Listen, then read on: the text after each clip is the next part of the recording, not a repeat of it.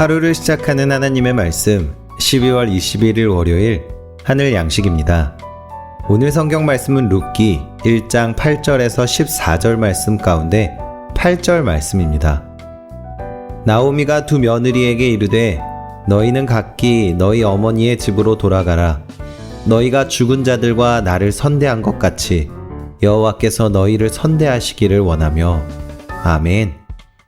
오늘 말씀은 다 비운 후에야 인생은 비로소 채워진다 라는 제목으로 힘찬교회 회영식 목사님께서 집필하여 주셨습니다. 모압에서 처절한 실패를 경험한 후 귀향길에 오른 나오미에게는 남은 일이 하나 있었습니다. 며느리들을 각자의 친정으로 돌려보내는 일이었습니다.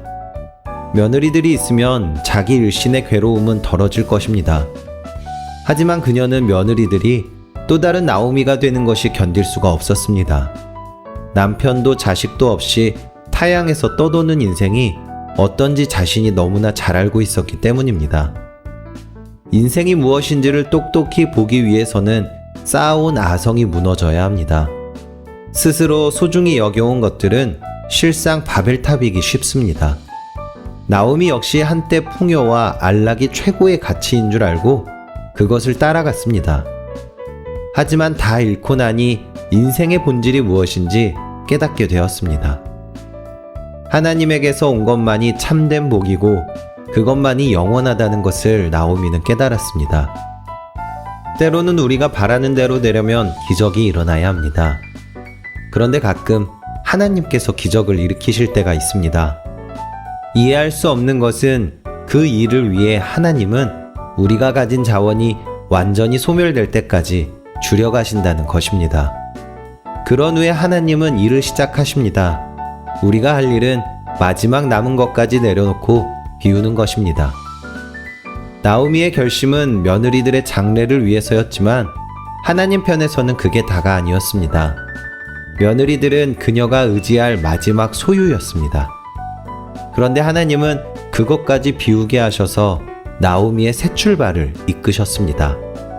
당장은 쓰리겠지만 의지하던 것들을 다 내려놓는 그때가 나오미에게는 인생의 새 막이 열리는 순간이었기 때문입니다. 인간은 한 가지라도 의지할 게 있으면 결코 다시 시작하지 않는 존재입니다. 그러므로 고난당한 끝에 모두 잃어버렸다면 다시 시작할 기회입니다. 그때야말로 하나님만 전적으로 의지할 수 있기 때문입니다. 따라서 마지막 하나까지 하나님이 거두어 가셨다면 그것은 우리를 향한 사랑의 표현이지 저주가 아닙니다. 귀향길에 접어든 나오미의 낡은 보자기엔 희망이 쌓여 있었고 빈털터리 두 손에는 전능자에 대한 믿음이 쥐어져 있었습니다. 우리에게도 그 같은 희망과 믿음이 있는지 돌아봅시다.